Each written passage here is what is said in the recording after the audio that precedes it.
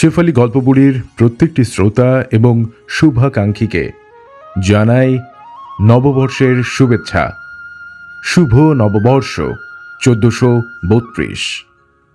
আপনাদের ভালোবাসা এবং প্রেরণায় ক্রমান্বয়ে এগিয়ে চলেছে শেফালি গল্পবুড়ি। আপনাদের আরও ভালোবাসা প্রার্থী আমরা। শুরু করছি আজকের গল্প। আজ শুনবেন প্রখ্যাত কথাসাহিত্যিক হুমায়ুন আহমেদ রচিত ছোট গল্প 1971। তারা এসে পড়ল সন্ধ্যার আগে আগে।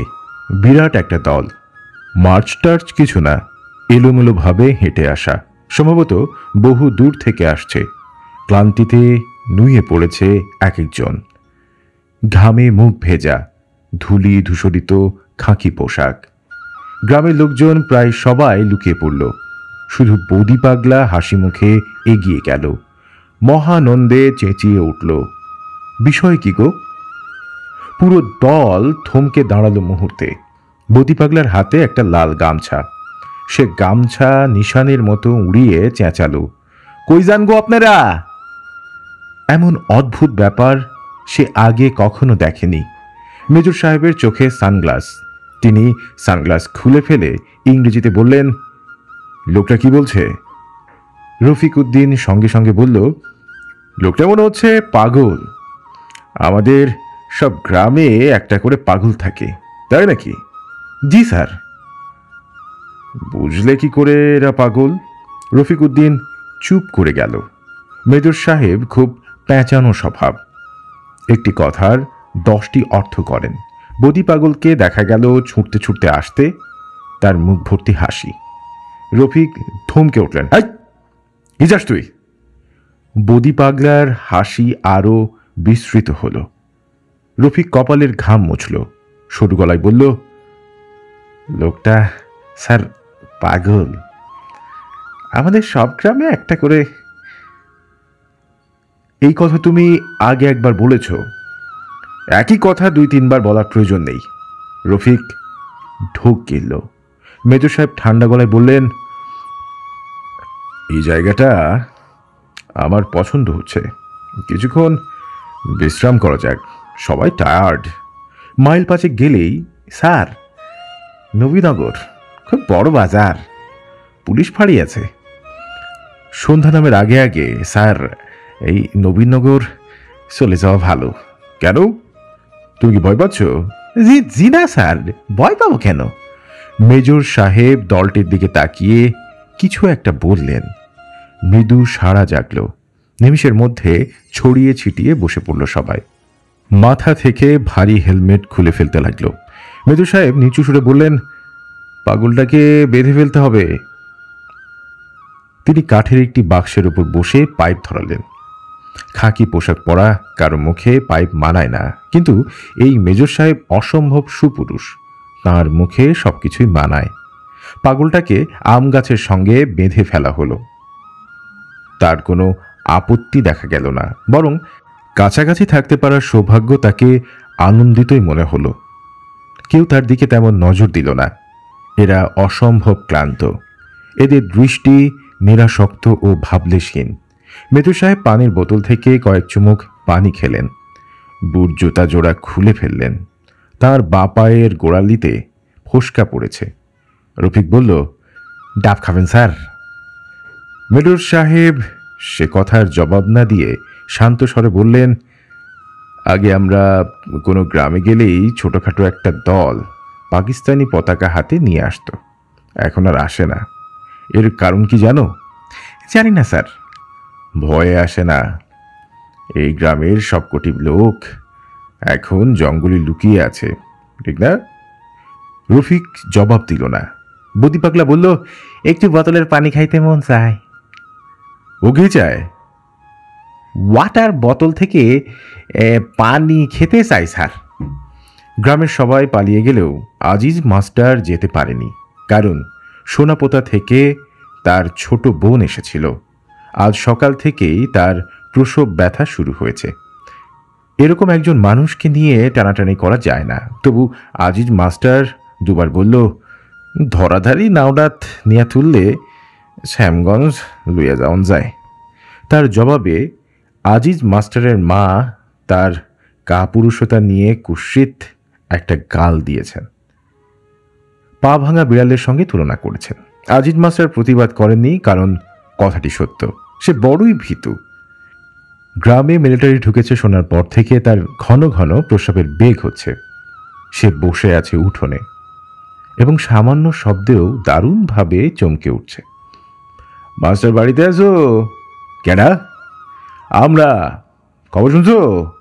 বৌদি পাগল রে, বাইন্দা রাখছে আম গাছে। শুনছি। নীলগঞ্জের মুরব্বীদের কয়েকজন শঙ্কিত ভঙ্গিতে উঠে এলো উঠোনে। তোমার তো একটু যেমন লাগে মাস্টার। কই যেমন লাগে? দবির মিয়া তার উত্তর না দিয়ে নিচু গলায় বলল, তুমি ছাড়া কি যাইব? তুমি ইংরেজি জানো, শুদ্ধ ভাষা জানো। মিলিটারির কাছে যাইতে কন? হ। আমি গিয়া কি করতাম? গিয়া কইবা এই গ্যারামে কোনো অসুবিধা নাই, পাকিস্তানের নিশানটা হাতে লইয়া যাইবা, ভয়ের কিছু নাই। মাস্টার অনেকক্ষণ কোনো কথা বলল না। দবির মিয়া বিরক্ত হয়ে বলল, কথা কওলো যে? আমি যাই কেমনে? বাড়িত অত বড় বিপদ, পুতির বাচ্চা হইব।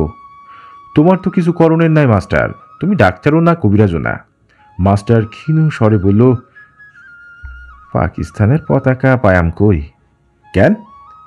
স্কুলে পতাকা কি করলা? ফালাই দিছি। ফালাইয়া দিছ কেন? মাস্টার জবাব দেয় না। দবির মিয়া রাগী গলায় বলে, আয়ে পাশ করলে কি হইব মাস্টার? তোমার জ্ঞান বুদ্ধি হয় নাই। পতাকাটা তুমি ফালাইলা কোন আক্কেলে? অহন কি আর করবা? যাও, খালি হাতে যাও। আমার ডর লাগে চাচাজি। ডরের কিছু নাই, এরা বাঘও না ভাল্লুকও না। তুমি গিয়া খাতির যত্ন কইরা দুইটা কথা কইবা, 1 মিনিটের মামলা। কি কস মত? ন্যায্য কথা। এই দেরি কইরো না, আন্দার হনের আগি যাও। একলা? একলা যাও অনি ভালা, একলাই যাও। 3 বার কুলহু আল্লাহু কইরা ডাইন পাওডা আগাইয়া ফেলবা। 5 বার মনে মনে কইবা, ইয়া মুকাদ্দেমু। ভয় ডরের কিছুই নাই মাস্টার, আল্লাহর পাক কালাম, এর মরদ বই অন্যরকম। আজিজ মাস্টার মাথা নিচু করে বসে রইল। তার আবার প্রস্রাবের বেগ হয়েছে। ঘরের ভেতর থেকে পুতি কুঁকু করছে।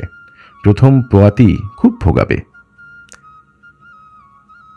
বইনটারে এমন অবস্থায় ফেলাইয়া কেমনে যায়? এইটা কি কথা? তুমি ঘরে থইকা করবাটা কি? বেকুবের মতো কথা কও খালি। উঠো দেই। আজিজ মাস্টার উঠল। মেজর সাহেব দীর্ঘ সময় তার দিকে সরু চোখে তাকিয়ে রইলেন। অন্ধকার হয়ে আসছে, তার মুখের ভাব ঠিক বোঝা যাচ্ছে না।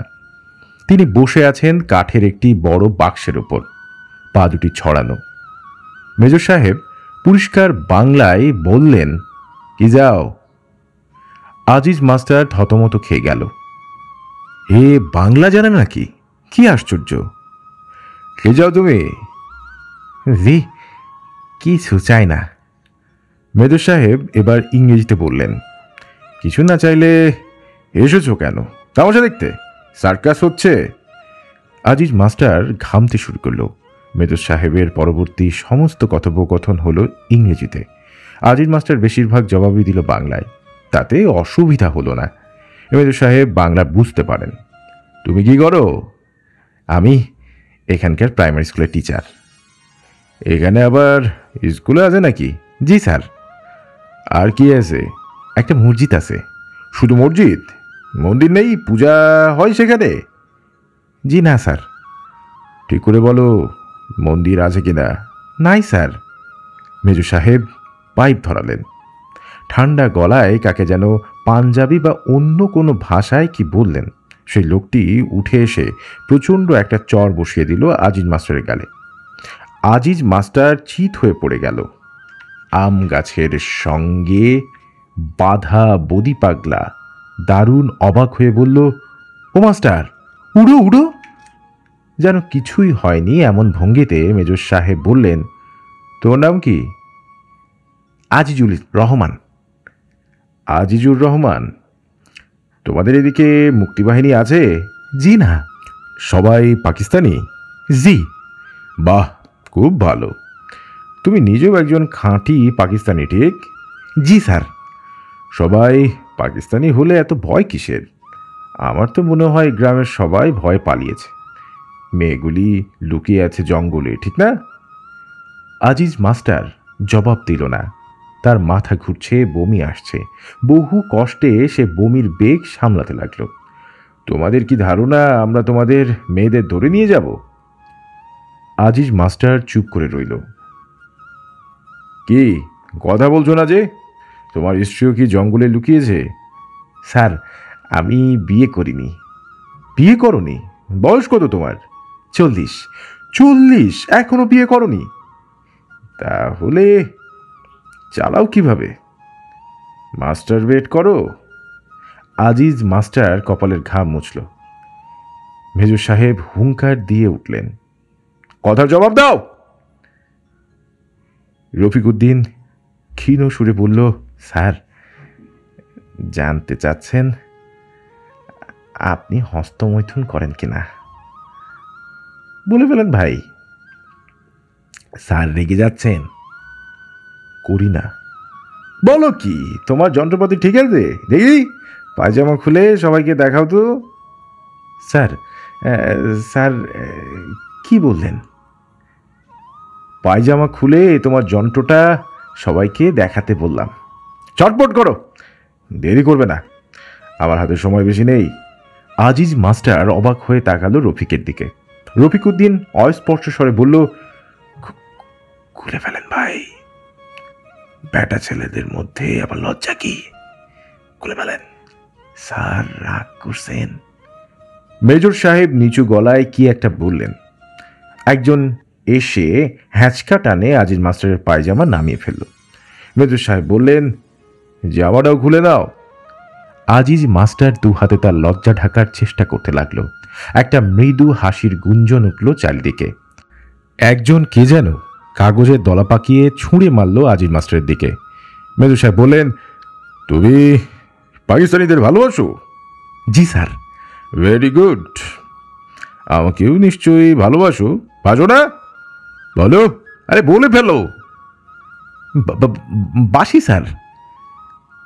যে তোমাকে ন্যাংটা করে দাঁড় করিয়ে রেখেছে তাকেও তুমি ভালোবাসছো? তুমি তো বিশ্বপ্রেমিক দেখছি। মেজর সাহেব অনুচ্চ স্বরে কি একটা বলতেই চারিদিকে হাসির বান ডেকে গেল। বদি পাগলা চোখ বড় করে বলল, মাস্টার, মাস্টার, এ তোমার কাপড় কই?